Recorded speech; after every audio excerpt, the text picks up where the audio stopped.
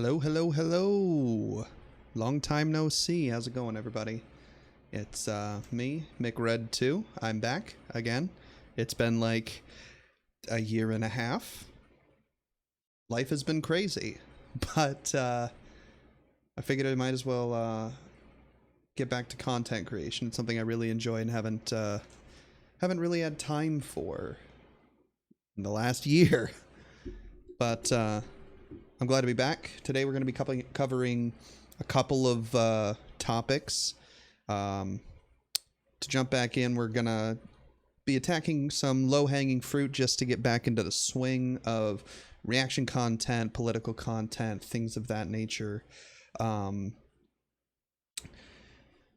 Just so we can really get a feel of how things are going now and how I can get back into the swing of it. You know, get used to, I guess, talking to nobody for at least a little while. I'm going to start streaming these instead of just recording them offline and uploading them. And I'm streaming on YouTube now instead of Twitch like I used to. So yeah, here we go. We're going to hop into the first one here with some Matt Walsh, as the title explains.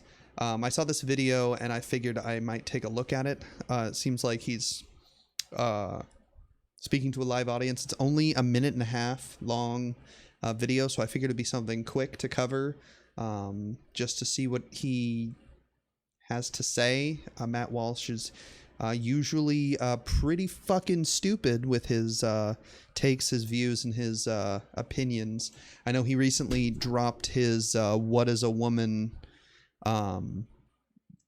documentary. I've seen clips of it. I'm not going to pay him money to see that bullshit. But the clips of it that I have seen, it looks like he is either blatantly, he does blatantly lie to just about everybody that I've seen him talk to in that video, but he'll either search for stupid people that don't really know much about the topic to get stupid answers, or he will blatantly edit around thoughtful answers to the question of what is a woman, which is an easy enough question to answer. Come on. All right. It's an easy enough question to answer, which is, of course, a woman is anyone who identifies with the gender most typically associated with the female sex. I know he doesn't agree with that answer, even though that's the most common answer accepted by psychologists and doctors and anyone in the medical field, but he doesn't seem to agree with that, and anyone that gives him a thoughtful answer on what is a woman, I've seen clips where he blatantly edits around an actual answer to that question to make it seem like no one in his video knows what they're talking about. But today's video is the goal of gender ideology. I don't know what he means by that, but let's go ahead and find out. Number 4, the ultimate goal of gender ideology goes far beyond Let's turn this gender. down a little bit. A word which has been expanded, into oblivion anyway. Has it? The ultimate goal is to undermine, destroy, erase truth itself. Leftism is relativism, and relativism is the belief that there is no objective truth, no shared reality, no universal facts that we all have to conform ourselves around and submit ourselves to. No. He is correct that leftist ideology tends to follow along that there are no universal truths because of reality, because reality is, by its very nature subjective. Let's go ahead and review what he just had to say. Have to conform ourselves around reality, no universal facts that we all have to conform ourselves around and submit ourselves to.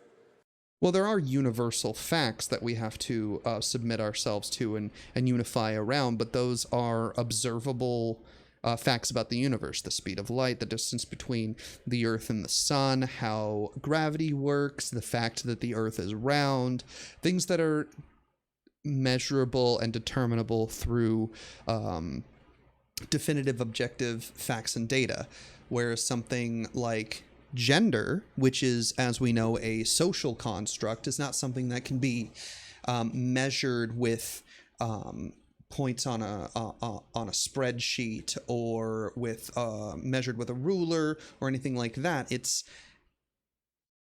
how our society has constructed itself around for the longest time we believed, two sexes, and we built the roles of gender around biological functions. Men typically being stronger on a biological level, musculature, things like that, would for the longest time do things like hunting and building and manual labor, whereas women, for the longest time, was believed that women exclusively had uteruses and the ability to bear children, and therefore it follows on that they should be the natural caretakers of them. Now, science and the study of human psychology have advanced to the point where we're able to re-examine those things. Things like intersex people born with XXY and XYY chromosomes, or people born with female chromosomes, yet being born as cis men with male reproductive organs, despite not having the chromosomes to line up with that, which flies in the face of what science has told people his age for the longest time, what makes someone a woman or what makes someone a man. And that makes him uncomfortable because he's having to re-examine his worldview and the way that he looks at reality itself, because everything that he was taught growing up, turns out, may not necessarily be true. The relativist claims the right to invent his own universe for himself. Right? No, we're just adapting to the data as it comes along. We're adapting our thoughts and opinions and the way we view the world to new data that comes in. Like I mentioned before, intersex people are people that were born with the opposite chromosomes to the bodies that they were born in, as well as changes in the way of looking at things through the lens of psychology, such as trans people, the concept of gender dysphoria, people being born one gender or one sex, but not identifying with that sex as far as their gender is concerned, and identifying with either the opposite or another, being non-binary or third gender. We don't invent our own reality, we follow where the data goes. It's just conservatives are diametrically opposed to science because it disagrees with their worldview. Right, even to the point of inventing himself. He seeks to be a self-created being, making and remaking himself as he sees fit, down to the very biological level. He believes that his ego overrides all else.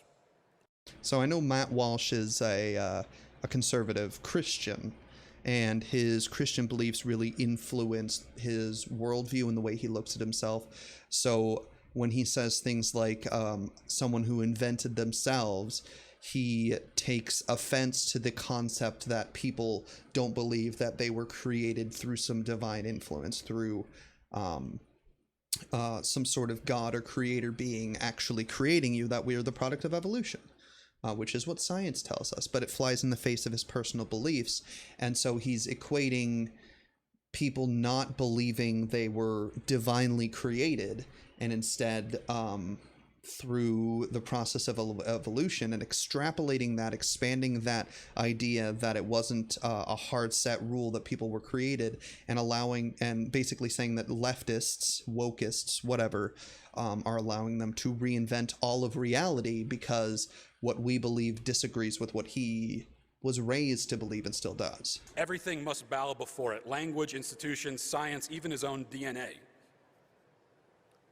This is why I found myself speaking to Pontius Pilate over and over again. What is truth? The gender ideologues would ask. Whose truth? Which truth are we talking about?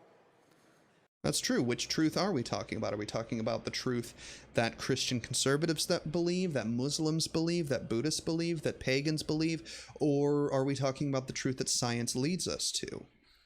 The fact that there are people that are intersex, the fact that there are people that were born male yet identify as a woman, or born female yet identify as men. I was sitting in the same. Let's go ahead and review. I was sitting in the same room. Nope. Which truth are we talking about? Yes, which truth are we talking about? Are we talking about his truth, or are we talking about the truth that science and data leads us to, and it makes him uncomfortable that the science and the data disagree with him? I was sitting in the same room as them, but they would not agree that we were situated in the same reality. No, the problem you took was that they wouldn't agree with you on your worldview, that your worldview was the one that was correct, that your worldview was more right than theirs. And because they wouldn't agree with you, you seem to at least believe, or at least say that you believe, that they aren't existing in the same reality as you, because they don't believe the same as you, because they don't believe that men and women were created by some divine being and were born, and that you're born a particular sex, and that sex pertains to just your gender, and there is no deviating from that. Because that's your worldview, and other people disagree with that, you have to convince yourself that people just don't exist in the same reality as you. People just have different opinions, and the fact that you're not following the data, you're not following science, you're not following where the medical community is going, says to me that you're not living in our reality because it disagrees with your preconceived notions and makes you a little bit uncomfy. They get their own reality, they insisted. And that ultimately is what this is all about. It's about having your own reality. So gender ideology is about having... All right, Matt Walsh. Nope.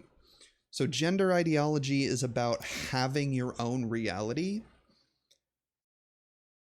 No. Gender ideology, if that's what you want to call it, is just, like I've said multiple times, following the science, following the data, following the medical community, and what that leads us to. The reality that the data leads us to, rather than old superstition or just what you had been taught, and ignoring that, ignoring new data and instead clinging to your preconceived notions, clinging to what you were raised to believe when the science had not yet developed to the point that it was able to reveal to us, I suppose. What we know today shows that you and people that think like you, Matt,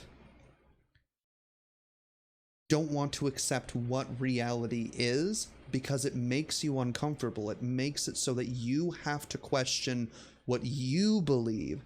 So you have to convince yourself, and therefore others, because you're a media figure, that it's everyone else who is crazy. It's everyone else that's not living in reality, rather than accepting the fact that maybe you are wrong. I've had to accept that I was wrong in the past. It sucks. But the less mature thing to do is to just stick your head in the sand, pretend that you're not wrong, and call everyone else crazy when they disagree with you. That's what you're doing. We're not asserting our own reality. We're just following the direction that reality is taking us. It's not our fault that you have a problem with it.